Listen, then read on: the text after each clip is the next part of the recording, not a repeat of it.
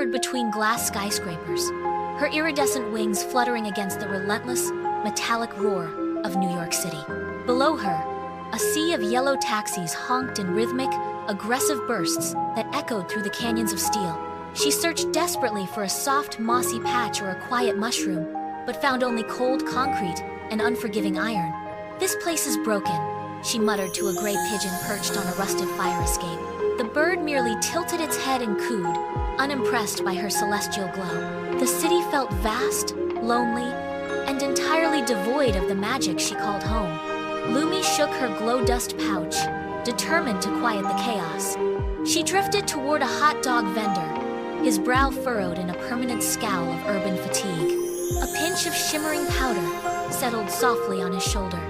The vendor opened his mouth to bark at a customer, but instead, he broke into a booming, soulful opera aria.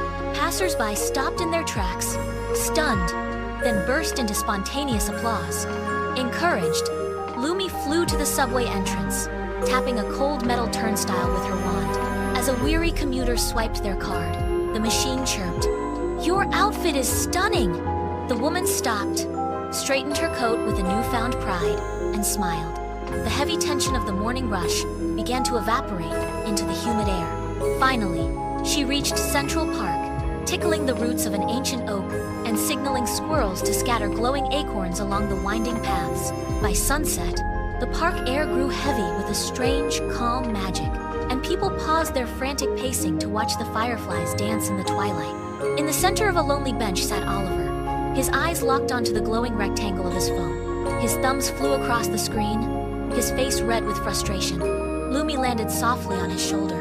"Your phone is not worth your time," she whispered directly into his ear. Oliver jumped, nearly dropping the device as he looked at the tiny, glowing figure. He exhaled a long, shaky breath. "You are right," he admitted, tucking the phone deep into his pocket. Over the next week, they became an inseparable team. Lumi taught him to listen to the subtle rustle of autumn leaves, while Oliver introduced her to the greasy delight of a pepperoni pizza. She took one tiny bite and declared it the finest magic in the entire world. They sat together as the city lights flickered to life, watching the skyline transform from a threat into a masterpiece. "I thought this city was broken," she said, watching a stranger share a bench with a neighbor. "It just needed a little sparkle," Oliver replied, his voice filled with a peace he had forgotten existed. Lumi stretched her wings, casting a soft, golden light over the darkened park. She knew now that she would stay. She tucked herself into Oliver's collar, her voice becoming a gentle hum.